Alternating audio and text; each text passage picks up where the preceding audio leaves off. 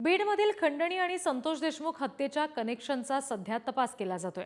खंडणी प्रकरणातील आरोपी वाल्मिक कराडच्या आवाजाचे नमुने आज तपासले जाणार आहेत। हत्या प्रकरणातील आरोपी विष्णू चाटेचा मोबाईल सुद्धा सीआयडी चौकशीसाठी ताब्यात घेतला जातोय। आरोपी विष्णू चाटेच्या घराची झडती घेतली जाण्याची सुद्धा शक्यता आहे। या दरम्यान वाल्मिक कराडच्या आवाजाचे नमुने तपासले जाणार आहेत असं कळतंय।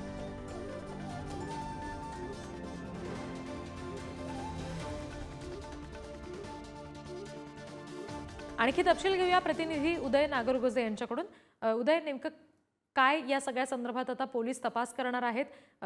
फोन ताब्यात घेतला जातोय किंवा आवाजाचे नमुने तपासले जाणार आहेत असं देखील समजतंय। नक्कीच खंडणी प्रकरणात आरोप असलेले वाल्मिक कराड सध्या पोलीस कोठडीमध्ये आणि त्यांचे आवाजाचे सॅम्पल घेतले जाणार आहेत।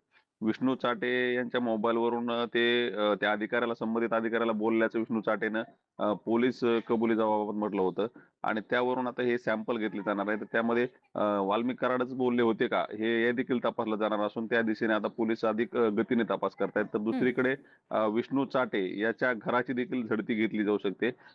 तसेच मोबाईल देखील आज ताब्यात घेतला जाणार आहे विष्णू चाटेचा। एकंदरीत जर आपण या बघितलं तर खून प्रकरणाबरोबरच खंडणी प्रकरणातील जे तपास आहे तो देखील गतीने सुरू आहे। आज सीआयडीचे अधिकारी पोलीस स्टेशन ज्या ठिकाणी वाल्मिक कराडाची पोलीस कोठडी सुरू आहे त्या ठिकाणी दाखल होणार असून या ठिकाणीच हे सॅम्पल घेतले जाण्याची शक्यता आहे। धन्यवाद उदय दिलेल्या माहितीसाठी।